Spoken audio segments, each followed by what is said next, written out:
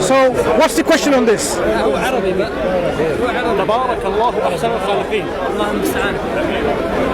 Does this mean there is another creators, like for example Jesus Christ who created the bats? Does this mean that? Is this the meaning of that, or there is another meaning? Yes, there can be many creators, but the only creator who creates from nothing without any previous exemplar, who we call al-Badi', Badi' as-samawati wal-ard, Badi' Allah. You can create a watch, you can create a masterpiece, but you cannot create something from nothing. So Allah is the best of the creators, because that's the true form of creation. When He creates, when there is nothing, He can create. You need something to manipulate into another form. That's the form of creation, but it's not real creation. You can worship a tree or a stone and we can call them God, but these are not the true God. These are false gods. So we can say Allah is the only true God out of many false gods. Yeah? So people can say there is gods, many gods. Yeah, there are many gods, but there is only one true God. His question, he said, why Allah use we, and he said no. That's not the question, but no. The question is, أحسن الخالقين. No, question is, like, is Jesus also the creator? So that's the question. This is the Arabic language. Allah uses iltifat. You familiar with the iltifat? Where Allah uses from one person to another person, one gender from, so he can say from Mansur to Majrur. In cases he can do that. A form of address for a rhetorical effect. For example, Allah uses all the time worship me, never say worship us. Never. Because when He says worship me, if my slave asks of me, فَإِنَّا قَرِيبٌ or فَإِنِّي قَرِيب? فَإِنِّي قَرِيب. When it's I, it's all about closeness, proximity, closeness. Yeah? When Allah says نَحْنُ نَزَّلْنَا الذِّكْرِ وَإِنَّا لَهُ لَحَافِظُونَ, it's talking about His might, His power, His majesty. نَحْنُ خَلَقْنَاكُمْ فَلَوْلَا تُصَدِّقُونَ. Isn't the ayah like this? He is showing His might, His ability, His power, His majesty, His sovereignty. But when it comes to closeness, I worship me. Yeah? Okay. Another question if you have time. Of course, تفضل. If God were perfect in creation, why there are a lot of handicaps? Okay, so there is no question about this creation is perfect. This creation is fit for purpose. Allah did not say, I created this heaven. No, Allah says He will create Adam alayhi salam. إِنِّي جَاعِلٌ فِي الْأَرْضِ خَلِيفَةً. This earth, Allah did not say this is Jannah, Jannatul Khuld. This is not it. There is going to be a creation called Jannah, or there is, in which there will be no suffering, there will be no pain. This is Jannah. But this is a creation Allah created, and He has put within it natural laws. Natural laws means there will be sometimes flood, sometimes a drought, depending on what happens with these natural laws, right? Where you live. He's also placed within human being free will. With your free will, because He didn't create robots. Remember, before He created Adam alayhi salam, Allah created the angels. Well before, right? The angels, they cannot disobey Allah. They have to do whatever Allah tells them to do. They are totally without this kind of disobedience to Allah. He created a creation like the human beings and the jinn beforehand. The human being in particular we are talking about. We can disobey with our own will if you want to. Now, if Allah says, do not commit mischief on the earth, do not commit bloodshed, and we do that, we are responsible. But when we do that, we are creating suffering. We are creating misery. We are creating unhappiness. If now someone stops someone, that person is in pain. Maybe he will die. That's suffering. That's pain, isn't it? Now this is something that Allah allows because He's given someone free will. If Allah were to stop everyone from doing that, then there will be no free will. If Allah were to stop every tsunami, every earthquake, every murder, every rape and so on, then there's no free will. You're like robots. But Allah gave this free will when it comes to human action so that you can then see it for yourself whether you deserve to go to Jannah or Jahannam. But He is not responsible for your actions. You are. So that's why the problems that is there is because this dunya is in this setup where we can exercise our free will, and it's also a place where Allah did not create it to be utopia, paradise. That is a place where we should be aiming to go towards.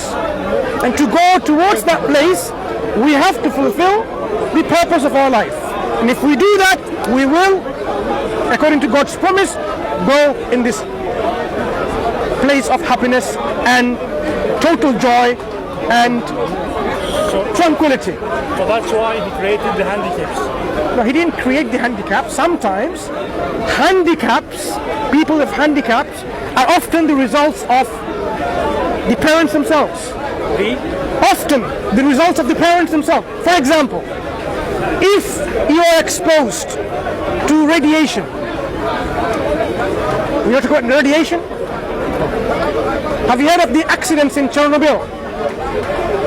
Nuclear accident, nuclear, yes. Do you know what happened after these accidents? When people gave birth, they were handicapped. What made them handicapped? Because of this radiation effect. So that is also a cause. Now, if they were not there, these people would not have these handicapped children. So this is resultant from these radiation that they were exposed to. So you can be exposed to certain kind of this natural bad things. No, I'm just giving an example of this. And then you can have these handicaps. Now that doesn't mean everyone is like this, handicaps. There could be genetic defects. I'm talking about this other one. No, I'm talking, there could be genetic defects. So if we can use genetic mappings, gene mappings, right? If we can find out by looking at our genes whether there is a particular problem that's hereditary. Yeah? You've heard of, 1,000 genome projects? Okay, many projects with genes, right? If we know that you have a particular genetic disorder or you're a carrier yourself, then the chances are that your children likely to have that, depending on what are you, a dominant or a recessive in your trade. Whether it's, many genetic disorders, right? So you can have a quarter chance of your child to have that, for example, or they can have it in a 50-50 chance. If both of them, there is ways of working this out, right? Simple is Mendelian genetics. If this was the case, and then you had this marriage and produced the baby, you know that there will be a handicap, some kind of genetic disability. You could have prevented it by screening and saying, maybe we shouldn't have children, maybe my partner shouldn't have this. Various things you can do. But also there are people who cannot do that. We also say Allah sometimes may test the parents. As you were saying, I think. Test the parents. Remember, we are on this earth. We are on this earth for a purpose. And we need to fulfill our purpose. It doesn't mean you have to have all the riches, all the wealth to fulfill a purpose. Or it doesn't mean that someone who's poor, he cannot fulfill the purpose. It may mean that a person who's poor can fulfill his or her purpose than the one who is rich. These wealth and richness can be arbitrary in your goal of fulfilling the purpose. Likewise, your fulfilling the purpose may be with a handicapped child or a perfectly well child. You can be tested on both ways. What we're saying is, you may be questioning is, what's wrong with that child then? What did he do or she do? You can ask that. What did they do? No, everyone will be judged accordingly. God is merciful to everyone. So if a person is born handicapped, if they have this kind of, say, some obstacles or restrictions or some deficiencies or incapabilities already, their purpose and fulfilling the purpose is also based on what they have. For example, if someone is blind or deaf and so on, they will not have the same kind of equal treatment and judgment in terms of the potential that you had, the same. That will be taken into consideration. Yeah? If you are very slow in learning, you have, say you have dyslexia, in an exam paper, in an exam situation, I will take that into account. I'm not going to say no, sit the exam like the other person who has no dyslexia. Then I will be unfair to you.